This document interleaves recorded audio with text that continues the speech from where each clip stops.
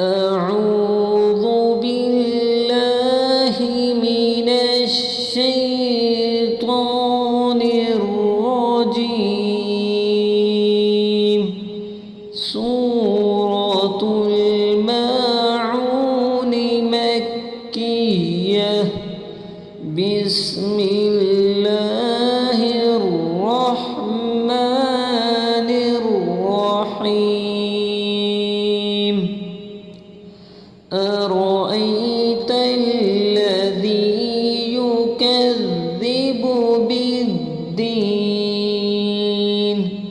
فذلك الذي يدع اليتيم ولا يحض على طعام المسكين فويل للمصلين الذين هم عن صلاتهم ساهون